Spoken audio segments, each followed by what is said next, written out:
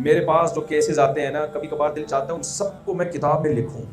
جتنے واقعات آتے ہیں, بہت سبق آمیز واقعات ہیں. کتنے نوجوان میرے پاس آ چکے ہیں جو خودکشی کرنے جا رہے تھے, پھر ان کو خیال ہوا, کسی نے روک لیا, بعد میں ہسٹری چیک کی, پتہ چلا کہ بھائی ان کی خواہش تھی کروڑپتی بننا, اور چند دنوں میں کروڑپتی بننے کے چکر میں جو پیسہ جتنا تھا وہ بھی گنوا دیا. ہمیں ایسے تو یوٹیوب پہ لوگ نظر آئیں گے جو چند دنوں میں کروڑپتی بن گئے, وہ پھر آ کے آپ کو موٹیویٹ کر رہے ہوں گے, دیکھو میں نے اسٹرگل کی, دیکھو میں نے محنت کی, آج میں نے یہ کیا, آج میرے پاس اتنا پیسہ. بھائی یہ کبھی بھی تحقیق کا طریقہ نہیں ہوتا. وہ کووڈ کے دنوں میں نا ڈاکٹر لوگ کہتے تھے نا فاصلہ رکھیں فاصلہ رکھیں, تو ان دنوں میں یوٹیوب پہ کچھ لوگوں کی ویڈیوز آنا شروع ہوئی کہ ہم نے تو فاصلہ رکھا تھا پھر بھی ہمیں کرونا ہو گیا, ہم نے تو احتیاط کی تھی پھر بھی ہمیں کرونا ہو گیا. تو لوگ میرے پاس وہ ویڈیوز بھیجتے تھے کہ دیکھو انہوں نے اتنی احتیاط کی پھر بھی ہو گیا, اس کا مطلب احتیاط کی ضرورت نہیں ہے. میں نے کہا کبھی بھی کسی چیز پہ ایسے تحقیق نہیں ہوتی. تحقیق کا طریقہ یہ ہے کتنے لوگوں نے بے احتیاطی کی اور کتنے لوگوں نے احتیاط کی. تو بے احتیاطی والوں میں کورونا کا ریشو کتنا ہے اور احتیاط والوں میں یہ ریشو کتنا ہے, وہ سارا ڈیٹا جب تک کلیکٹ نہیں ہوگا اس وقت تک آپ اپنی تحقیق کو تحقیق نہیں کہہ سکتے. ایسے تو بہت ساری مثالیں ہیں, بہت سے لوگوں نے احتیاط کی, ٹرک کے نیچے آ گئے, ٹھیک ہے نہ, مر گئے. بہت سے لوگوں نے احتیاط کی پھر بھی مر گئے وہ. لیکن بہت سے لوگوں نے احتیاط نہیں کی اور پھر بھی زندہ ہے وہ. ایک دفعہ میں نے بیان کیا, میں نے کہا بھائی یہ آپ خوراک پہ کنٹرول کرو. یہ گٹکے پان, کراچی کے لڑکے تھے نا, ان میں نے بیان کیا یہ گٹکے پان سگریٹ کینسر کا ذریعہ ہے, کتنے لوگ مر رہے ہیں اس سے. تو ایک صاحب بیان کے بعد ہے کہ میرے نانا جو ہے 90 سال کے ہو گئے, گٹکا بھی کھاتے ہیں اور چین اسموکر ہے, دیر دنادن سگریٹ بھی پیتے ہیں, گٹکا وہ کھاتے ہیں, نسوار وہ کھاتے ہیں, پان وہ کھاتے ہیں, اور آج بھی اپنے پاؤں پہ چل کے بازار جاتے ہیں. اس کا مطلب یہ کچھ بھی نہیں ہے. میں نے کہا بھائی تحقیق اس کو نہیں کہتے. تحقیق اس کو کہتے ہیں کہ سارے چین اسموکر اور گٹکے پان والوں کو آپ جمع کریں اور پھر ان میں دیکھیں آپ کے نانا جیسے کتنے ہیں. وہ 1% ہوں گے, 99% انتقال کر چکے ہوں گے, 60-65 میں دنیا سے جا چکے ہوں گے. تو ایک آدھ تو ہوتا ہے ایسے, 2-4 لوگوں کو دیکھ کے تھوڑی کبھی تحقیق کی بنیاد رکھی جاتی ہے. تو دولت کمانے, جو میں بتا رہا تھا نا خودکشی کرنے کے لیے انہوں نے کوشش کی, اچانک مالدار بننے کی کوشش کی انہوں نے, نہیں بن پائی. یوٹیوب پہ دیکھ کے نا وہ فلاں آدمی ہے جو اتنا کروڑپتی, فلاں ایسی گاڑیوں میں گھوم رہا ہے, فلاں کی ایسی لگژری لائف. پھر جب وہ گھر جاتے ہیں تو ان کو اپنا وہ جو کھٹولا ہے اور وہ جو اپنے کپڑوں کے پوٹلے ہیں وہ ان کو اچھے نہیں لگے, ڈپریشن میں جاتے ہیں, اسٹریس میں جاتے ہیں. بھائی کمپرومائز کر لو, اعتدال کے ساتھ کمانے کی کوشش کرو, کما لو ٹھیک ہے, نہیں کر کوئی بات نہیں. خواہشات پوری کرنے کی جگہ جب آپ روزہ چھوڑتے ہو تو کھانا ہی 30 دن تک اسکپ کر دیتے ہو. تو جو آدمی کھانا ہی قربان کرنے کا جذبہ پیدا ہو تو اس کو دال پھر اچھی لگے گی نہیں لگے گی کہ یار تم, جب میرے اندر یہ کنٹرول ہے کہ میں کھائے بغیر زندہ رہ سکتا ہوں, تو اگر دال مل رہی ہے تو پھر زیادہ بڑی نعمت ہے. جب بھی انسان اپنے سے کم کا سوچتا ہے نا تو جتنا مل رہا ہوتا ہے اس پہ وہ خوش ہوتا ہے, اور جب اپنے سے اوپر کا سوچنا شروع کر دے گا تو اسٹریس اور ڈپریشن کے علاوہ کچھ بھی حاصل نہیں ہو. تو اسی مہینے 2 کیس خودکشی کے آ چکے ہیں میرے پاس. ایک تو بیچارہ دونوں الحمدللہ نہیں کی, ظاہر ہے کی ہوتی تو میرے پاس کہاں آئے ہوتے, تو اخبار میں آئے ہوتے وہ لوگ, وہ پتہ نہیں کتنے کر چکے ہوں گے اب تک. تو آج نوجوانوں میں کیا ہے, ہم نے پیسہ کمانا ہے, پیسہ کمانا ہے, نہیں کما پاتے. بھائی یہ تو اللہ کی طرف سے ہوتا ہے, کوئی کما لیتا ہے کوئی نہیں. تو آپ کیوں قناعت سے کام نہیں لیتے, اپنی خواہشات کو محدود کیوں نہیں کر لیتے؟ آپ کیوں نہیں کہہ لیتے کہ اگر میرے پاس پیسے نہیں ہیں تو کوئی بات نہیں, میں رکشے میں چلا جاؤں. دیکھیں جو رمضان میں آپ کو روزہ میں کھانا پینا چھڑوایا جا رہا ہے نا, تو اللہ نے اس کی حکمت یہ نہیں بتائی ہے تاکہ تمہارے اندر کم کھانے کی عادت پیدا ہو جائے, یہ حکمت نہیں بتائی. اللہ نے حکمت بتائی لعلکم تتقون, ہر قسم کی خواہش کو کنٹرول کرنے کی عادت پیدا ہو جائے. اگر تمہارے لیے خواہش ہے کہ تمہیں لینڈ کروزر میں گھومنے کا شوق ہے اور پیسے نہیں ہے تو تمہیں اپنی اس خواہش پہ کنٹرول کرنے کی عادت پڑ جائے. اگر تمہاری یہ خواہش ہے کہ میں 1 کروڑ روپے مہینے میں کمایا کروں اور نہیں کما پا رہے تو تمہیں اپنے اس خواہش پہ کنٹرول کرنے کا تمہارے اندر طاقت پیدا ہو جائے. جتنا ہے اس پہ راضی ہو جاؤ. کھانا چھڑوایا جا رہا ہے, مقصد صرف کھانا چھڑوانا نہیں ہے, مقصد ہے آپ کو آپ کی مرضی کے خلاف چلنے کی عادت پڑ جائے. میں سمجھا پا رہا ہوں اپنی بات کہ نہیں سمجھا پا رہا؟ تو اب کرنا کیا ہے رمضان میں؟ آخری بات, یہ رمضان اس جذبے سے گزارنا ہے کہ میں نے اپنی خواہشات کو کنٹرول کرنا. اچھا یہ بھی ایک اسلام کا حسن ہے. دنیا میں بہت سے مذہب ایسے ہیں جو آپ سے آپ کی ہر حلال خواہش چھڑوا دیتے ہیں. ہندوؤں میں آپ نے دیکھا ہوگا کرالنگ کرتے ہوئے جا رہے ہیں, لمبی لمبی, کپڑے نہیں پہن رہے اور گوشت نہیں کھا رہے. ایک صحابی نبی کے پاس آئے, یا رسول اللہ, حضرت عائشہ سے فرمایا کہ میں تو کبھی بھی زندگی میں گوشت نہیں کھاؤں گا, اس لیے کہ تو لذیذ چیز ہے, تو اپنی خواہشات کے خلاف چلوں گا. تو آپ صلی اللہ علیہ وسلم نے اس عمل کو پسند نہیں کیا, اس لیے کہ اسلام یہ دین فطرت ہے. اللہ تعالیٰ کہتے ہیں یہ چیزیں میں نے تمہارے لیے پیدا کی ہیں, تو میرا مقصد تمہیں یہ چیزیں چھڑوانا نہیں ہے. مقصد یہ ہے کہ ان چیزوں میں پڑھ کے اللہ کو نہ بھول جاؤ اور ان چیزوں میں پڑھ کے خواہشات کے غلام نہ بن جاؤ. غلام بنے ہوئے آج ہم خواہشات کے. کتنے کیسز آتے ہیں نا, شوہر مالدار تھا, ذرا سا غریب ہو گیا, بیگم بھاگ گئی, کھلا لے لیا, برداشت ہی نہیں ہو رہا. بیگم میں تھوڑا سا کوئی عیب پیدا ہو گیا تو بھائی شوہر کو چاہیے گزارا چلا یار, کوئی بات نہیں, دنیا مسافر خانہ ہے, یہ خواہشات پوری کرنے کی جگہ تھوڑی ہے نہ. وہ ڈپریشن میں چلا گیا. ابھی ریسنٹلی ایک ہفتہ پہلے ایک صاحب آئے, مجھے کہنے لگے, میں لڑکا تھا نوجوان, میں بہت ٹینشن. میں نے کہا کیا ہو گیا؟ کہہ رہے میری شادی 1 سال ہو گئی ہے لیکن مجھے بیوی پسند نہیں ہے. 1 سال ہو گیا, بچہ بھی ہو گیا, مگر مجھے اپنی وائف پسند نہیں. تو میں نے کہا کیا 1 سال چھوڑا یار, سب کو تھوڑی پسند ہوتی ہے, کسی کو خوبصورت مل جاتی ہے, کسی کو درمیانی مل جاتی ہے, اور سال ہو گیا, بچہ ہو گیا, تم کہہ رہے ہو. خیر میں نے تو پھر اس کو کوئی فسادیوں والا مشورہ دیا کہ ایک اور کر لو, لیکن یہ کہ ابھی میں خواتین کے بیان سن رہی ہیں, یہاں وہ والے مشورے نہیں دوں گا میں. لیکن وہ اتنی ڈپریشن میں, اتنی اسٹریس میں. بھائی اس کی علامت ہے کہ آپ دنیا کو خواہشات کی جگہ سمجھتے ہو. میں نے کہا یار کل تمہاری بہن بیٹی ہو اور بہنوں یہ 1 سال کے بعد بولے مجھے آپ کی بہن پسند نہیں آ رہی, اور طلاق دے کے گھر بٹھاتے, کیا گزرے گی باپ کے اوپر؟ آج کل طلاق یافتہ لڑکیوں کا ہماری سوسائٹی میں کیا اثر ہوتا ہے؟ تو گزارا چلاؤ بھائی نا. تو جب ہر آدمی نے یہ ٹھان لی ہے کہ میں نے اپنی تمام خواہشات یہاں ہی پوری کرنی ہے, تو یہ آپ ڈائری میں نوٹ کر لیں, اس کا مطلب آپ اپنے آپ کو ڈپریشن اور ٹینشن کا مریض بنا رہے ہیں. خواہشات پوری ہوتی ہی نہیں ہے, یہ ناممکن ہے. ایک خواہش پوری ہوگی وہ 10 انڈے بچے پیدا کر کے جائے گی, اور پھر وہ جب پوری کریں گے تو وہ 100 خواہشات جنم دے کے چاہ رہی ہو. آپ اپنے حکمرانوں سے آپ اندازہ لگا لو, کتنی دولت, کتنی دولت. کبھی آپ نے ایک کسی ارب پتی کو دیکھا جو کرپشن کر کے ارب پتی بنا ہو, اور ارب پتی بننے کے بعد کرپشن سے توبہ کر لیا اس نے؟ تو دنیا میں ایک مثال ہے کہ یار چونکہ میں نے چوری سے کمایا لیکن اب کما لیا نا, چلو اب چوری سے توبہ کر لو. کوئی ایک دیکھا آپ نے؟ نہیں کرتے بھائی, کیونکہ دل پیٹ بھرتا ہی نہیں ہے. کیا کھا لے گا, کیا پہن لے گا, کیا. تو اس لیے اللہ تعالیٰ نے ہمیں رمضان دیا کہ بھائی تھوڑا سا دوسرا رخ بھی ہے, مادہ پرست بننے کی کوشش نہ کرو. نماز دی ہمیں, رات کو نیند قربان کرنی ہے, پھر دوپہر کو کاروبار چھوڑنا ہے, پھر عصر میں کام چھوڑنا ہے, پھر مغرب میں اپنے گھر بار کو چھوڑ کے مسجد میں حاضری, پھر عشاء میں, بار بار بار بار. تو جو لوگ اس طرح کی قربانیاں دیتے رہتے ہیں ان کی زندگیوں میں سکون رہتا ہے, اور جو یہ قربانیاں نہیں دیتے ان کی زندگی سے بھی سکون نکلتا ہے اور ان کے گھروں سے بھی سکون نکلتا ہے. میرے پاس جو گھروں میں زیادہ تر بے سکونی کے کیسز آتے ہیں وہ ان گھروں میں زیادہ آتے ہیں جن کے پاس سکون کی تمام چیزیں میسر ہیں. ماں باپ نے بچوں کی ہر خواہش پوری کی ہوتی ہے, ان سے قربانیاں دلوائی نہیں ہوتی جو اللہ اس کے رسول نے حکم دیا جن قربانیوں. تو نتیجہ کیا نکلتا ہے کہ ان بچوں کو پھر ماں باپ بھی برے لگے, کیونکہ دیکھیں ماں باپ کو پالنا بھی یہ خواہشات کی قربانی دیے بغیر ممکن نہیں ہے. کیونکہ اب بوڑھے باپ سے آپ کو فائدہ تو کچھ ہے نہیں, بوڑھی ماں اور باپ سے. تبھی تو گوروں نے کیا کیا, ابا 60 سال ہوتے ہی اولڈ ہاؤس ان کا مقدر ہے. وہ کہتے ہیں یار لائف کو انجوائے کرنے میں کباب میں جو زندگی کی کباب میں سب سے بڑی ہڈی ہے, گورا کہتا ہے وہ ہمارے ابا اور ہماری اماں ہیں. تبھی گوروں نے ابا اور اماں کے لیے کیا رکھے ہوئے ہیں, بول لینا آپ لوگ, اولڈ ہاؤس رکھے. کہتے ہیں یار جب ہم پیدا لائف کو انجوائے کرنے کے لیے ہوئے ہیں تو یہ کباب میں ہڈی کھانسیں گے, کیا کریں گے ہمارے. وہ نچوڑنا تھا وہ تو نچوڑ لیا نا بچپن میں ابا اماں کو اس نے. تو ماں باپ کو بھی وہی رکھے گا بڑھاپے میں جس کو اپنی خواہشات پہ کنٹرول ہوگا, وہ غیرت اور حمیت کی بیس پہ قربانی دے گا. میں ایسے لوگوں کو جانتا ہوں 10 سال سے ابا کو لقوا ہوا ہے, کوما میں گئے ہوئے ابا سوری, اور 10 سال ہو گئے وہ بیٹھ پہ بیٹا ان کی خدمت کر رہا ہے. یہ جب یہ جب آپ اپنے بچوں کے اندر قربانی کا جذبہ پیدا کریں گے, ان سے روزے رکھوائیں گے, ان سے تلاوت کروائیں گے, ان سے نماز ٹائم پہ پڑھوائیں گے, اور پھر ان سے اپنی خدمت بھی کروائیں گے. یہ بھی شریعت کا حکم ہے کہ اپنی اولاد سے آپ ابھی سے اپنی خدمت لیں تاکہ ان میں خدمت کا جذبہ پیدا ہو. آج ماں باپ بچے کی ہر خواہش پوری کر کر کے بچے کو بگاڑ دیتے ہیں. وہ بچہ پھر بڑے ہو کر آپ کی خدمت نہیں کرے گا, وہ چاہے گا جو چیز بھی میری خواہش میں رکاوٹ بن رہی ہے میں ان تمام چیزوں کو اپنی زندگی سے نکال. تو اس رمضان میں اب کیا کرنا ہے؟ پہلی بات, ایک ڈائری لے کے نا جو بھی ہماری زندگی میں گناہ ہے وہ تمام گناہوں کی ایک فہرست بنائیں. بھائی میں یہ بھی غلط کرتا ہوں, میں یہ بھی غلط کرتا ہوں, میں یہ بھی غلط کرتا ہوں. مثال کے طور پر کسی کو نشے کی عادت پڑ گئی ہے, بھائی میں یہ غلط کرتا ہوں, یہ نشہ ہے, تو میں نے اس رمضان میں اس نشے کو چھوڑنا ہے. میں شراب پیتا ہوں, یہ غلط ہے, میں نے رمضان میں اس نشے کو چھوڑنا ہے. اور میں تو مشورہ دیتا ہوں سگریٹ بھی چھوڑ دو, حرام نہیں ہے لیکن حلال طیب بھی نہیں ہے. جب ایک چیز کا جو سگریٹ پینے والے ہیں نا, یہ پتہ کیا کہتے ہیں ہمیں سگریٹ پی کے سکون ملتا ہے. ہم بے سکونی میں ہوتے ہیں, جب ہم سگریٹ پیتے ہیں تو کیا مل جاتا ہے, ذرا میرے ساتھ بولیں نا آپ لوگ.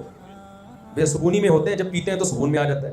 بھائی وہ بے سکونی میں ہوتے ہی اس لیے ہو کہ پیتے ہو, نہیں پیو گے تو پینے کے بعد جو سکون ملتا ہے نا وہ پیے بغیر بھی وہی سکون ملے گا تمہیں. میرا خیال ہے میں سمجھا نہیں پا رہا ہوں. یہ ایسا ہی ہے جیسے ہیروئن جی کہتے ہیں میں جب نہیں پیتا تو ڈپریشن میں جاتا ہوں اور جب پیتا ہوں تو سکون میں آ جاتا ہوں. اس کا مطلب پینی چاہیے. تو اس کا مطلب جو نہیں پی رہے ہیں, جن کو عادت ہی نہیں ہے, وہ تو ہر وقت ٹینشن میں رہتے ہوں گے. بھائی یہ تو تمہیں پینے کے بعد سکون مل ہی اس لیے رہا ہے کہ تم پیتے ہو. پینا چھوڑ دو گے تو تھوڑے دنوں تک ٹینشن میں رہو گے, اس کے بعد نارمل کنڈیشن میں آ جاؤ گے. تو کتنی بڑی معذرت کے ساتھ کوئی حضرات یہاں بھی بیٹھے پیتے ہوں گے، لیکن ہے تو بہت پرلے درجے کی حماقت کی بات ہے یا نہیں ہے کہ ایک چیز کا تک بھی فائدہ نہیں ہے، نہ اسے پی کے کوئی وائٹامنز مل رہے ہیں، کوئی منرلز مل رہے ہیں، کوئی انرجی مل رہی ہے، کچھ بھی نہیں مل رہا اسے پی کے آپ. اور ساری دنیا کے سارے ڈاکٹر کہہ رہے ہیں کہ بھئی یہ کینسر پیدا کرتی ہے، یہ کرتی ہے، یہ یوں کرتی ہے، اتنی بیماریاں اس کے اندر. وہ ایک چٹکلا ہے، کسی نے کہا کہ اگر پاکستانی قوم جو ہے نا اس کو سے سگریٹ چھڑوانی ہے تو سگریٹ کے ڈبے پہ لکھا ہوتا ہے نا خبردار سگریٹ نوشی کینسر کا ذریعہ ہے. تو سگریٹ کے ڈبے پہ نا ایک آدمی گیا سگریٹ لینے کے لیے، پاکستانی تھا، تو اس پہ لکھا ہوا تھا خبردار سگریٹ نوشی مردانہ قوت کے لیے نقصان دہ، یہ لکھا ہوا تھا. تو فوراً واپس کرتا ہے، کہتا ہے وہ کینسر والی دے دے بھائی، تو یہ والی واپس لے لے، مجھے کون سی چاہیے، کینسر والی دے دے تو. تو کتنے لوگ ہمارے جاننے والوں میں مر چکے ہیں. اگر آپ رمضان میں سگریٹ چھوڑنا چاہیں تو یہ سگریٹ چھوڑنے کا بہترین بولیں موقع ہے، جان چھوڑ جائے گی. آپ بولے بھائی ایک مہینہ ہے ہی ٹینشن کا مہینہ، بس ٹینشن خواہشات کے خلاف، تو پہلے سے جذبہ ہوگا تو چھوٹے گی، نہیں جذبہ ہوگا تو جو چرس پی رہا ہے وہ پیتا رہے گا، جو ہیروئن پی رہا ہے وہ پیتا رہے گا، جو شراب پی رہا ہے وہ پیتا رہے گا. اور ان نشے کی جتنی چیزیں ہیں اس میں قطعاً سکون نہیں ہے. آج ہماری یونیورسٹیوں میں بھی ان چیزوں کو عام کیا جا رہا ہے، اس سے تو ڈپریشن میں لے جاتی ہیں یہ چیزیں انسان کو. تو آپ ہمت کر کے اس مہینے میں جتنی بھی نشے کی چیزیں ہیں کسی بھی عنوان سے ہو، نیکوٹین ہو، اور بہت سے لوگوں کو بہت زیادہ چائے کی عادت پڑ جاتی ہے، ہر آدھے گھنٹے بعد چائے پی رہے ہیں، کافی پی رہے ہیں، چائے پاگل ہو جاتے ہیں. بہت ساری چیزوں پہ آپ کنٹرول کر سکتے ہو. پھر دوسری چیز، اس رمضان میں سب نے یہ ہمت کرنی ہے بھائی ہم نے اپنے آپ کو قرآن مجید کی تلاوت کا عادی بنا. دیکھو سب قرآن کی تلاوت کرتے ہیں رمضان میں، ٹوٹا پھوٹا کر ہی لیتے ہیں، لیکن اس نیت سے نہیں کرتے کہ پورے سال کے لیے عادی بنانا ہے. یہی وجہ ہے کہ جہاں چاند نظر آیا وہ تلاوت اور قرآن ہمیشہ کے لیے غائب ہو گیا. تو جب آپ اس جذبے سے کرو گے کہ بھائی یہ ڈیلی روٹین ہوگی، یہ میری آج جو میں قرآن ہاتھ میں اٹھا کے تلاوت کر رہا ہوں، اب پورے سال تک میں نے یہ معمول بنانا ہے، تو بے شک 10 منٹ کے لیے ہو، 15 منٹ کے لیے ہو. تیسرا کام کیا کرنا ہے؟ سب سے پہلے اسلام میں نماز ہے. آپ نے رمضان میں نماز پڑھنی ہے، اس لیے نہیں کہ رمضان ہے، اس لیے کہ بھائی مجھے 30 دن اپنے آپ کو نماز کی عادت ڈالنے کا موقع ملا ہے. مسجدیں بھری ہوئی ہوتی ہیں، رونق ہوتی ہے، تو اب میں اس نیت سے شروع کر رہا ہوں کہ اب یہ کام پوری زندگی کرنا ہے. میں سمجھا پا رہا ہوں اپنی بات؟ میڈیا ہے اس پہ بےہودگی، بے حیائی، جو طوفان بدتمیزی میڈیا پہ ہے، جو ایک بے حیائی کا طوفان ہے. آپ رمضان میں نیت کرو کہ میں نے اپنے آپ کو اس بے حیائی کے دلدل سے نکالنا. دیکھو اسلام میں ایک حلال ہے، ایک حرام. حلال صرف بیوی ہے. آپ کی بیوی کے علاوہ جتنی عورتیں ہیں ان میں سے کوئی بھی آپ کے لیے حلال، بولے نا بھائی زبان سے، کسی بھی طرح سے. حدیث میں آتا ہے انسان کی آنکھیں بھی زنا کرتی ہیں، انسان کے کان بھی زنا کرتے ہیں، انسان کی زبان بھی زنا کرتی ہے. عورت سے آپ کا رشتہ کسی بھی طرح سے اس کے باڈی سے لذت حاصل کرنا، یہ اسلام میں اللیگل ہے. اللہ نے الا علی ازواجہم آپ کے لیے باؤنڈری بنا دی ہے. تبھی تو گوروں کا سارا خاندانی نظام کیا ہو گیا؟ تباہ برباد ہو. جانوروں میں اور انسانوں میں فرق ہی یہی ہے کہ جانوروں میں فزیکل ریلیشن ہوتا ہے، نکاح نہیں ہوتا، انسانوں میں نکاح ہوتا ہے. میں سمجھا پا رہا ہوں اپنی بات؟ تو یہ نیت کرنی ہے آپ. اور چوتھا کام یہ ہے کہ دیکھیں، یہ بس آخری بات بتا کے میں اپنے بیان کو ختم کر رہا ہوں. چوتھا کام یہ ہے کہ جتنی بھی برائیاں ہیں نا دنیا میں اور جتنی بھی ناکامیاں ہیں، ان میں سب سے جو برائی ہے نا، جو تمام برائیوں کی جڑ ہے، وہ ہے کم ہمتی، سستی، کاہلی اور کم ہمتی. کتنے لوگ بہت کچھ کرنا چاہتے ہیں، ان سے ہو نہیں پاتا. وہی وجہ ہے، کم ہمتی کی وجہ بھی ہے خواہشات کے آگے اپنے آپ کو بچھا دیا ہوگا. کتنے لوگ ہیں وہ چاہتے ہیں ہم صبح جلدی اٹھا کریں، اٹھا ہی نہیں جاتا. کتنے لوگ ہیں جو چاہتے ہیں ہم خوراک پہ کنٹرول کریں، ہوتا ہی نہیں ہے. کتنے لوگ ہیں جو چاہتے ہیں کہ ہم اپنا وزن کم کریں، نہیں ہوتا ان سے. کتنے لوگ ہیں جو چاہتے ہیں کہ ہمارے اندر غصہ ہے، چڑچڑا پن ہے، ہم اس پہ کنٹرول کریں، نہیں ہو پاتا ان سے. تو آپ رمضان میں کم ہمتی کے بجائے آپ نے اپنے اندر کیا پیدا کرنی ہے؟ ہمت. اتنی بڑی قربانی اللہ، آپ خود سوچیں نا کہ کیا عام دنوں میں آپ کے لیے پاسبل ہے کہ صبح 4 بجے اٹھ کے کھائیں اور پھر مغرب کے بعد کھائیں پورے سال؟ یا کتنے لوگوں نے جنہوں نے نفلی روزے رکھے ہوں گے؟ میرا خیال 1% بھی بمشکل ہوں گے. تو جب اتنی بڑی ہمت کا کام اللہ آپ سے رمضان میں کروا رہا ہے تو کیوں نہ اس ایک مہینے کو ایک ورکشاپ فرض کر لیں اپنے لیے، کہ جس میں آپ کی ٹریننگ ہو رہی ہے. اس میں اپنی زبان پہ کنٹرول کرنا ہے، غصہ نہیں کرنا. آج نوجوانوں کا بہت بڑا مسئلہ ہے، ذرا سی بات پہ ایسا اچھلتے ہیں، کودتے ہیں، چیختے ہیں، چلاتے ہیں. قرآن مجید میں اللہ نے لقمان علیہ السلام کی نصیحت کا تذکرہ کیا کہ انہوں نے اپنے بیٹے سے کہا کہ وَغْضُضْ مِن صَوْتِكَ، اپنی آواز کو ہلکا رکھو. مسلمانوں کے گھروں میں چیخنے چلانے کا ماحول نہیں ہوتا. اگر ہو رہا ہے تو غلط ہو رہا ہے. یہ ہر ایک چیخ رہا ہوتا ہے دوسرے کے اوپر. اور لقمان علیہ السلام نے کیا کہا؟ ان انکر الاصوات لصوت الحمیر، بیٹا دیکھو سب سے بری آواز کس کی ہوتی ہے؟ گدھے کی. میں اس کو اس طرح سے ایکسپلین کرتا ہوں کہ گدھے کی بات بری نہیں ہوتی، اسٹائل برا ہوتا ہے. دیکھیں گدھا وہی بات کر رہا ہوتا ہے جو گھوڑا کر رہا ہوتا ہے، جو بلی کر رہی ہوتی ہے. خوراک چاہیے نا، کیا یہی ہوتا ہے نا اس کو، بھائی مجھے بھوک لگ رہی ہے خوراک چاہیے. بلی میاؤں میاؤں کر کے آرام سے بتا دے گی، گھوڑا تھوڑا سا ہنہنائے گا سمجھ جائے گا بندہ. لیکن گدھا ذرا سی بات کو لیے کیا کرتا ہے؟ پورے پریشر سے ہوا بھرے گا اپنے اندر، پھر پورے پریشر سے نکالے گا، پھر پورے پریشر سے کھینچے گا، ایسا تماشا بنا کے پیش کرے گا بھائی تو یہ بات آرام سے کر دیتا. میں ایک دفعہ کہیں کسی خطیب کو سن رہا تھا بیان میں، وہ بیان میں نا میں جب بیٹھا تو ایک تو مائک کی آواز بہت تیز تھی، پھر وہ اتنا گلا پھاڑ کے بیان کر رہے تھے کہ میرے کان بجنا شروع ہو گئے. تو انہوں نے بیان میں کہا حضرت علی نے فرمایا، ایسے چیخے نا. مجھے خیال ہوا میں ان کے پاس جا کے کہوں کہ کیا حضرت علی نے اتنا زور سے فرمایا تھا؟ جیسے حضرت علی نے آرام سے فرمایا تھا تو آپ بھی اسی طریقے سے یہ بات بولے بھائی آرام سے فرما دینا. وہ بھی تو آرام سے ہی فرما رہے تھے، تو اتنا چیخ رہے تھے. تو گھروں میں ماحول ہمارے سکون کا نہیں، چیخنے چلانے کا ماحول ہے. تو یہ بھی بری چیز ہے. قرآن نے منع کیا وَغْضُضْ مِن صَوْتِكَ، اللہ کہہ رہے ہیں اپنی آوازوں کو کیا کرو؟ پست رکھو. کبھی مجبوری ہو، بہت ہی کوئی چنگیز خان سے لڑنا پڑ گیا ہے، اب کوئی ایک الگ بات ہے. نارملی ہمیں حکم کیا ہے؟ آواز، اسلام کا حکم ہے یہ، آواز کو کیا رکھنا ہے؟ پست. ہم نے بڑے علماء کو، بزرگوں کو دیکھا بہت پست آوازیں تھی، چیختے چلاتے نہیں تھے. تو آگے چیخنے چلانے کا بھی گھروں میں بڑا ماحول بن گیا. تو آپ نے اس رمضان میں کنٹرول کرنا ہے کس پر؟ اپنی آواز پر. اور ابا اماں کے سامنے چیخنا تو اتنا بڑا جرم ہے. اللہ کہہ رہے ہیں اف نہیں کہنا ان کو، اف باپ اور ماں کے سامنے تو بہت بڑا جرم ہے. تو آواز پہ کنٹرول کریں، خوراک پہ کنٹرول کریں، اپنی روٹین کو سیٹ کریں. یار یہ ایک مہینہ اللہ نے ہمیں مجاہدے کے لیے دیا ہے، اس میں ہم نے 180 ڈگری پہ کیا کر جانا ہے؟ بالکل موو کر جانا ہے. رمضان سے پہلے ہم جیسے تھے، رمضان کے بعد بالکل الٹ جائیں گے. اب کون کتنا مڑا ہوا تھا وہ ڈائری لے کے لکھیں، میرے اندر یہ خرابی ہے، میرے اندر یہ خرابی ہے، میرے اندر یہ خرابی ہے. جب انسان اپنے گناہ خود اپنے ہاتھوں سے لکھتا ہے تو وہ اس کے ذہن میں بیٹھ جاتا ہے.